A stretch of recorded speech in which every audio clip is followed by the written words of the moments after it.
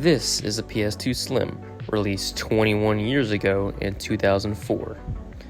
Is it still playable today? Let's find out.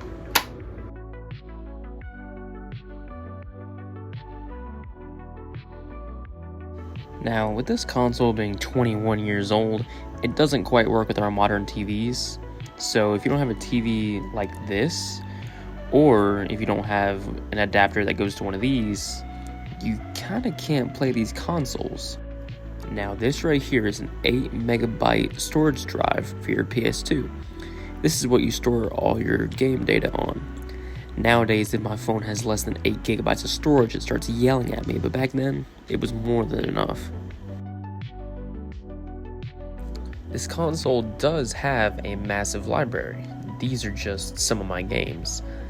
I have the Haunted Mansion, which I just found, Call of Duty World at War, Scooby-Doo Night of 100 Frights, of course, you can't go wrong with that. And last but not least, I have Lego Batman. Now, some of the more popular titles in this console are games like GTA San Andreas.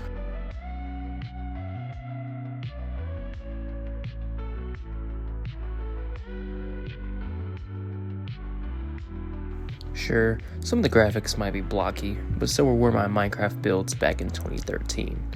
At least these hold up way better than my haircut back in high school.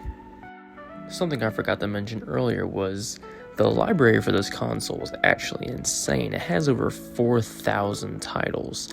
Some of the more popular ones are games like Kingdom Hearts, or like I said before, GTA San Andreas.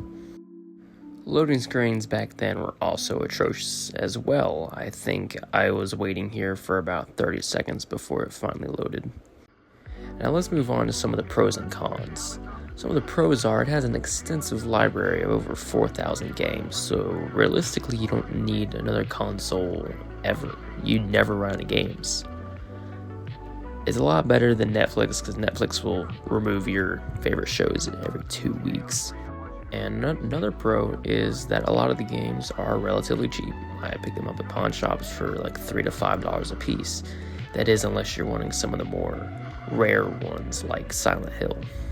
Some of the cons are they don't really work with modern TVs well unless you buy an adapter.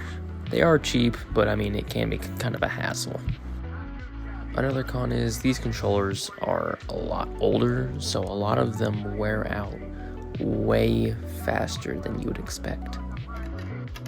So to wrap this up, is the PlayStation 2 really playable in 2025? Yes it is, and it will probably be playable for the rest of our lives. I mean, it has such an extensive library. Like I said earlier, you really don't need another console. It takes only a little bit of setup and you are right back in your childhood where you left off. I mean, it's pretty incredible how this stuff has lasted so long. So what do you think? Do you think the PS2 is still playable in the Big 25? If so, comment your favorite PS2 game below.